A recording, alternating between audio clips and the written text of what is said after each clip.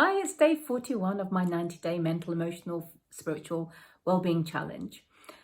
Get curious. Get curious. What can you really get into? What can you want to find out about? Oh my goodness, we are living in such times right now where, for a start, thanks to social media, thanks to YouTube, and you're watching this, hopefully. Well, you are because you're listening.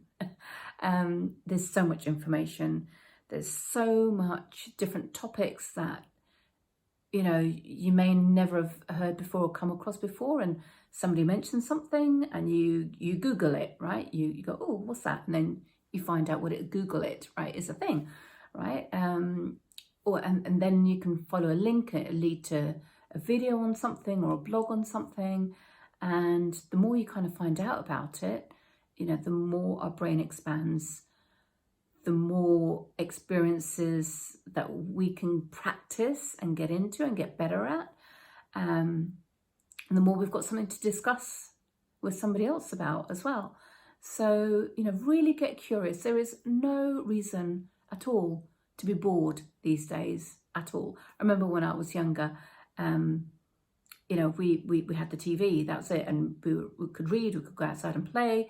There's lots of things that we could do. But, as a teenager, just saying I'm bored is one of the things I think teenagers actually all over the world say. But as an adult, there's no reason to be bored. There's plenty of things to get curious about. And when you're curious about something, it opens up the neural pathways in your mind, and it gets your brainwaves into a different rhythm as well, into a different flow. And it's so great for your well-being to use that intelligence, use that mental capacity that we have, and to really connect with something on an emotional level to gain that experience.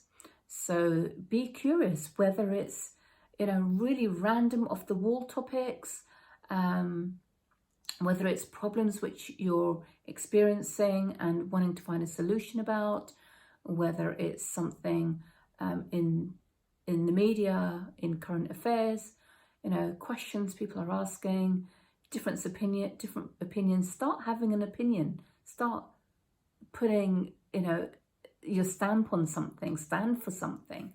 And when you start really practicing that, when you start practicing curiosity and get involved in discussions, because we can be quite passive learners as well. We can learn about things, read about it, digest it, forget about it, do something else.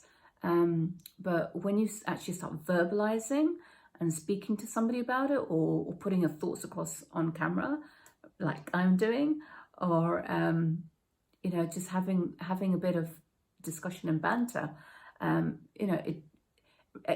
accepting that not everybody's going to have the same view, respecting that somebody's got another view. You don't have to understand their view, you don't have to agree with their view, but you can at least just respect that they've got a view on something.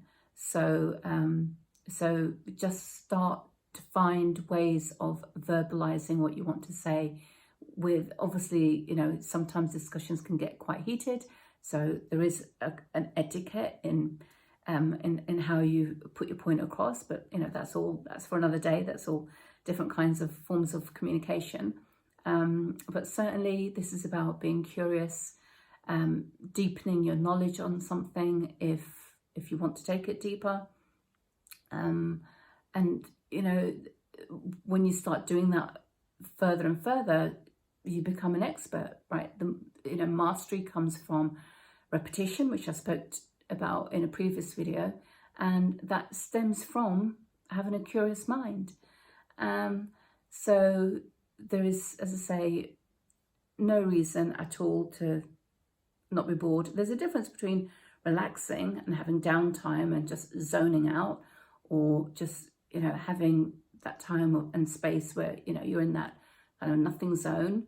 You don't have to be busy all the time, for sure, but curiosity is something different. And if you don't have the patience to sit and read, listen to something, amazing audiobooks, watch something, just figure out what your preferred zone of learning, modality of learning is, and share it, talk about it, get creative.